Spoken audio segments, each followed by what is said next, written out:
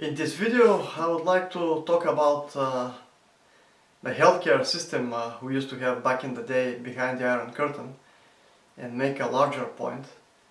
And when I improvise, these videos are never short. I can never keep them under 5-10 minutes. So I'll try to be quick, but I doubt I'll be able to finish quickly. Firstly, it goes without saying that the health and dental care back then were absolutely free. Of course, you had the general practitioners and the pediatricians, but they were allocated by geographical areas. I think like you would have a doctor responsible for your family by your address registration. They were called neighborhood doctors, not general practitioners, I think. You could of course go to emergency for absolutely free of charge, and you could go and see your neighborhood doctor during his office hours without any appointment. And to this day I think the public there is carried by inertia, because doctor appointments there are not a thing. Everybody just goes and lines up in front of the door, and 15 minutes of waiting time is a cause for scandals. But you didn't even need to go anywhere, because to Americans this might come as a shock, but we had, or at least my experience in a major city where I was born and raised was such, like we had an equipped medical office with a doctor and a nurse in every daycare and in every school and in every factory. And we also had a fully equipped dental office with a dentist and a dental nurse, and it was universal, like everywhere. First of all, at birth you would be issued a medical file, and later on you would be entrusted possessing it and taking it with you to every new school or job you moved into. It's not like here when you need your medical file, the doctor doesn't entrust you with it. He just has to pass it on to your next doctor. If you can imagine, like it is really hard to imagine that communists were more liberal with that. And of course your medical file, as you can imagine, will contain all your complaints, all your medical conditions, all the medications you've been prescribed, all vaccines you've been issued, and it was used for prophylactics too. This, I guess, is another surprise to the West, but like you were enrolled into a prophylactics program as a child. For example, if you were due for a dental filling, the dental nurse would just enter your class and take you to the dental office, and he would do the necessary procedure, and then you would call the next kid, and you know, the schedule will be rolled over, and yeah, everybody was followed from birth to death. During the winter season, for example, the whole class would be taken to an improvised solarium with some powerful quartz lamps back then. We would undress in our underwear and spend like a few minutes in this solarium. We were issued fluoride pills. Like we were warned not to take too many of them, but they were sweet. I remember they were pleasant, and we popped them like candies. We were also given fish oil, and yeah, that I remember because I would overdose on these. I was among the few kids who enjoyed the taste. Everybody was vaccinated then. We even had a TB vaccine that was reconfirmed again at the age of 16, I think. There were no anti-vaxxers, and vaccines were simply compulsory. I don't think there was any way you could refuse them. You know, hide. Okay, you could hide, but nobody doubted they were necessary, because by the time I was born, the communists managed to eradicate most of the infectious diseases. I have never heard of a polio case or smallpox. And I was surprised to find out that in the United States they had polio even after World War II. And smallpox was completely eradicated, I think, in the late 70s. So I am the last generation who was vaccinated.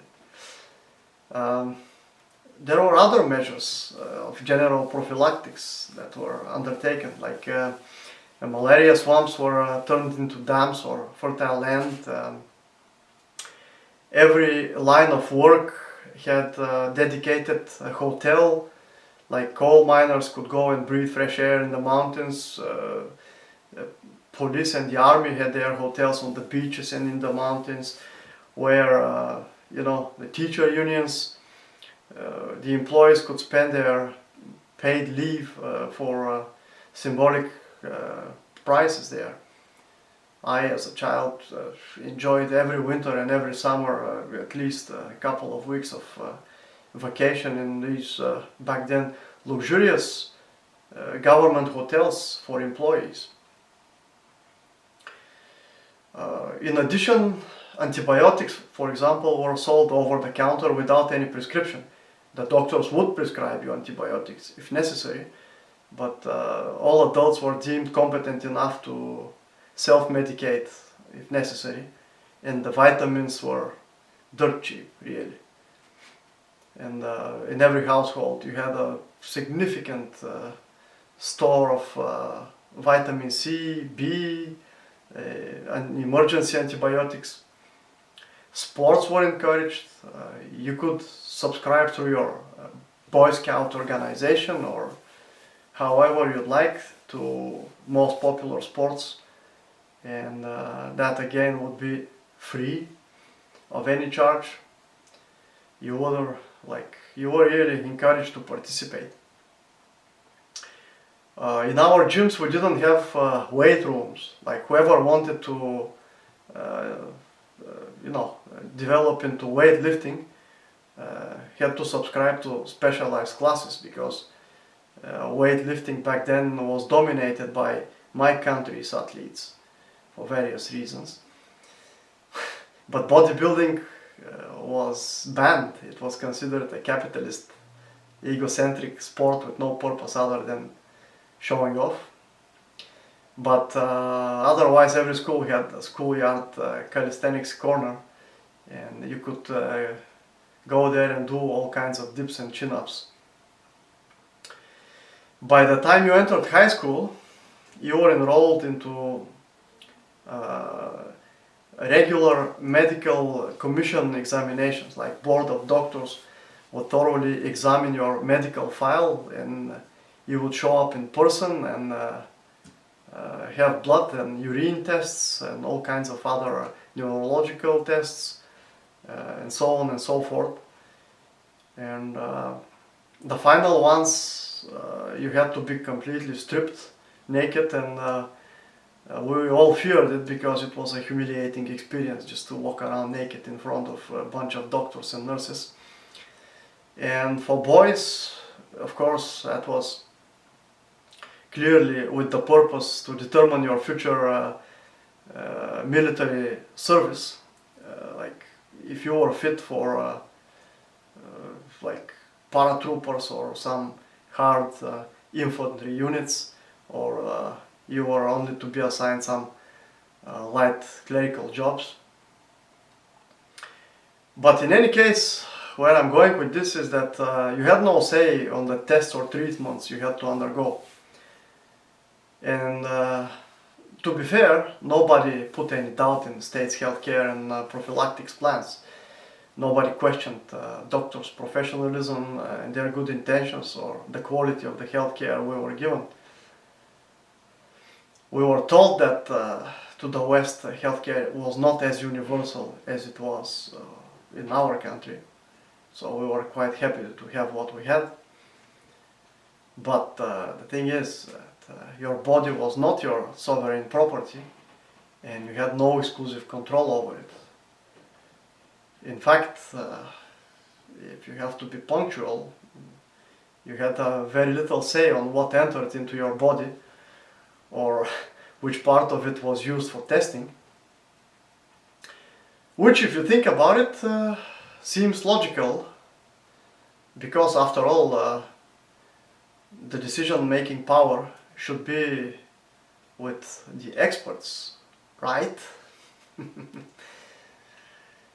You may have the liberty to decide whether to shower or not if you live on an island on your own, but when you live in a society, should you be allowed to stink around your neighborhood or, say, board the bus in a hot summer day?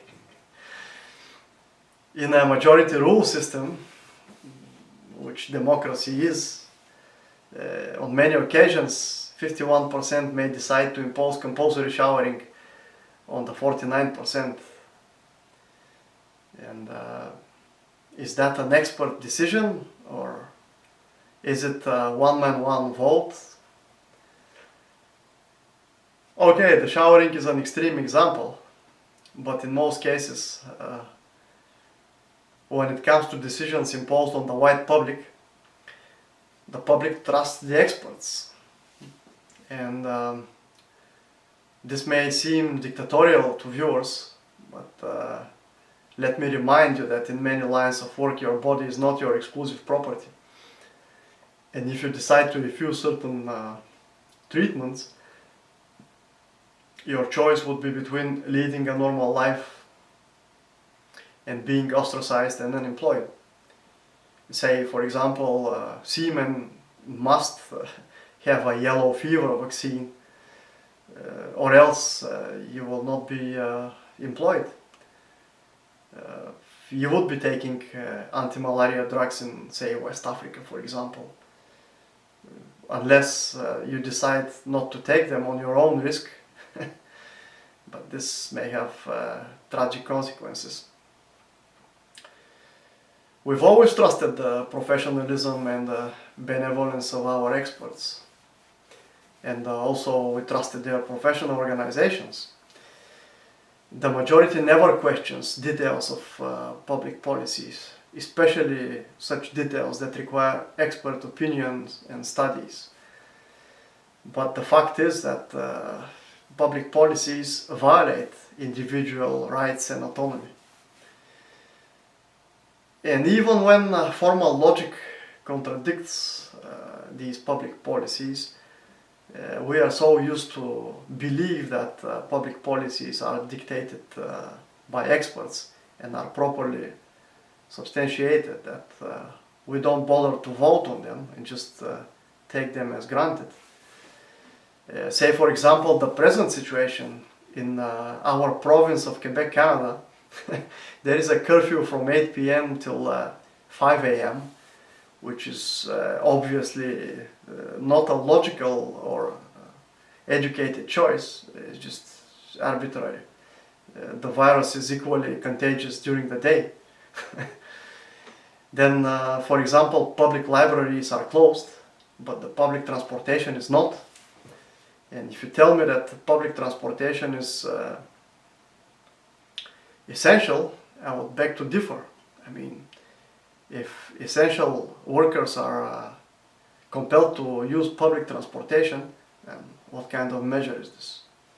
They can be issued by the same token personal cars, or dedicated taxi drivers can be paid out of our tax money to take them to their jobs. But it is clear that at the present level of automation, public transportation should be the first thing to be closed during pandemic. Then businesses, small businesses are closed, but schools remain open. Yeah, so logically, the most irresponsible part of the population, which can hardly be forced to wear masks and disinfect hands at all times, they are allowed to gather. But the adults are suspected criminals at all times, although they are supposed to be more diligent. But it is them who are not allowed to gather. And who voted on these policies? No one. Well, they are just improvisation that the situation compelled, or did it. Experts' decisions. Obviously, as a consequence, one of the things that will happen as outcome is that our children will grow up to be fearful of infections. They will never concentrate on building an immunity. Rather,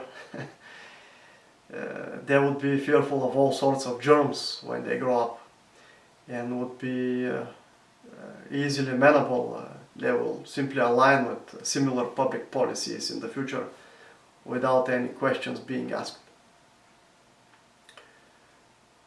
Which reminds me that we've been flattening the curve for a year already, and all measures are purportedly intended to protect the healthcare system from collapse, and nobody discusses this topic, like collapsing healthcare.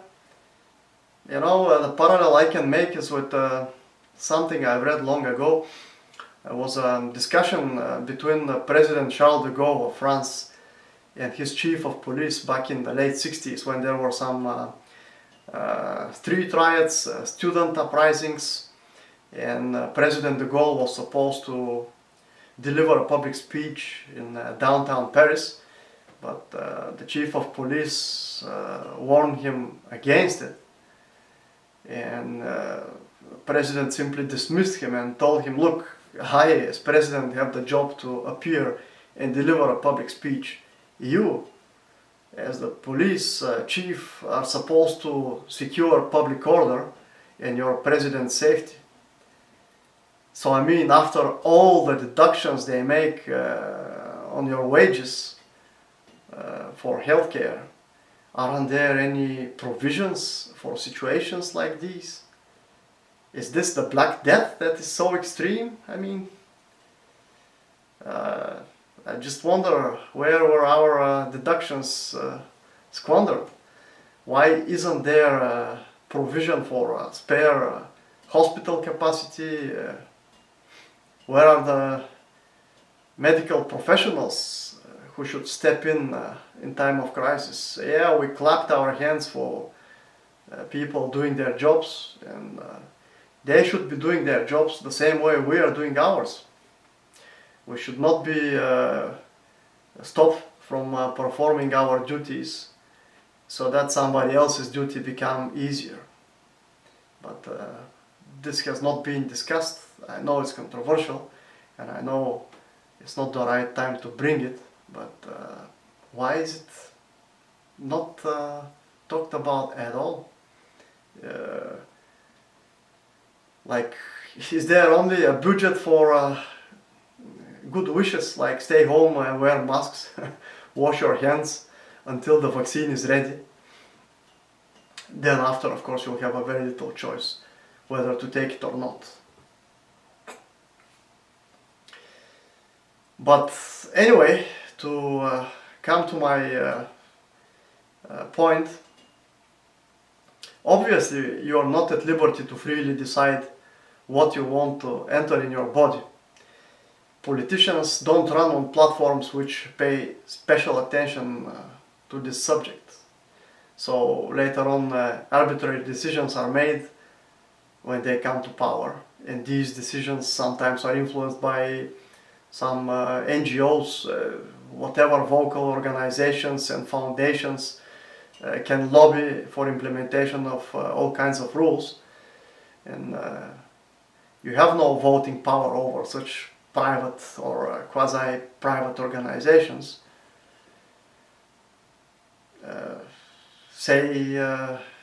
In history we had poor examples of policies implemented by such organizations.